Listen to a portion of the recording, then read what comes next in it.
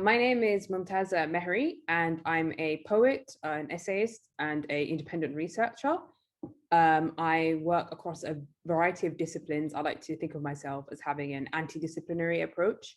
I'm very much interested in questions of diaspora, movement, transnationalisms of various kinds, and also avant-gardes across various traditions.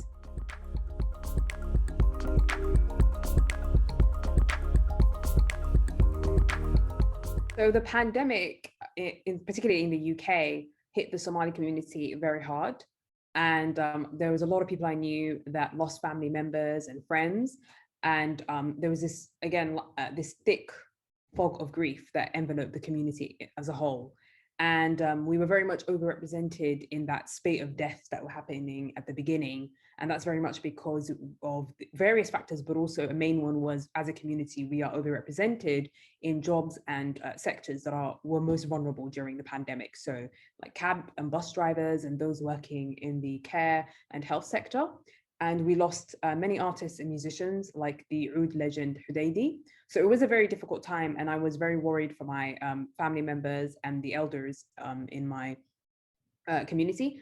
But also I think it was personally a time of real transformation, because the slowed pace of life was very, I think, productive for me as an artist, because in many ways there is this sort of frantic pace or frantic energy that is encouraged in certain spaces to like keep pushing work out there, churning it out, that sort of like booked and busy culture.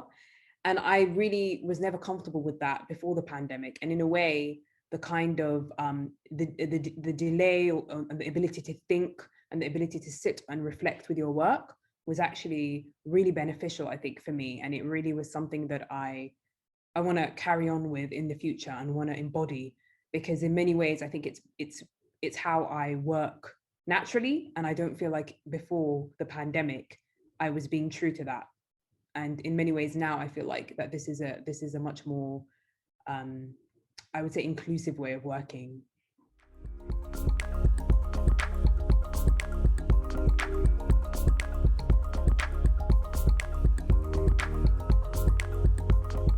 I think I personally sometimes can wallow in this state of arrested nostalgia for perhaps, past movements or past artistic movements or poetic movements. And I think what this did is what the Black Lives Matter sort of upswell last summer, what it did for me was it ignited me and galvanized me in a way, and helped me sort of understand that I was living through something quite transformative and quite meaningful, and something that had the capacity to change the world around me.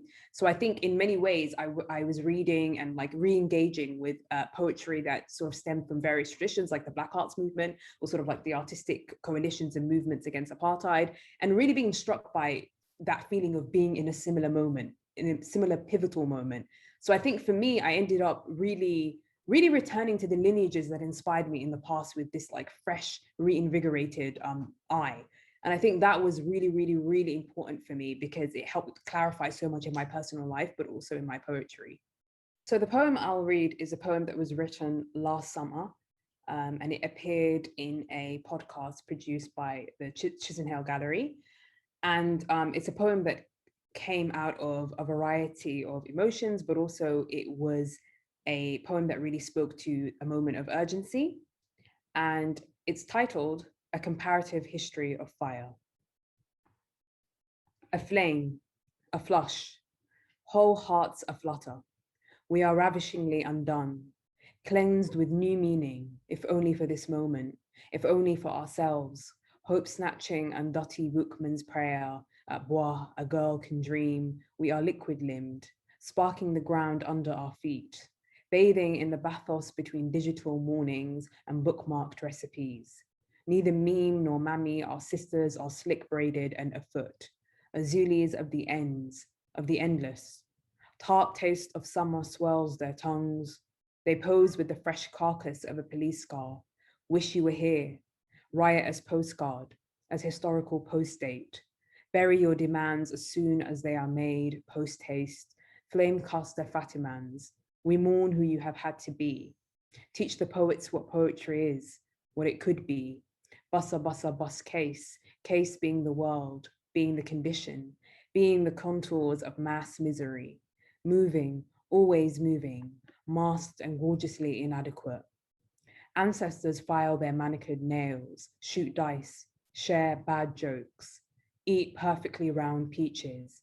They have earned the right to be left alone, the luxury of choosing when to strike and when to rest. Watch us watch crackling screens, impeling alleyways, from our lonely lodgings, our parochial plantations, our respective Babylons. Unfreedom is so boring. We bear it like ants tortured by bored children, an ugly brooch of an inheritance. A lit match licks the lip of a field. By its light, we undress all pretensions. What others call our worst is usually our best. We own everything we can see and nothing we can touch. My experience of COVID-19 matters.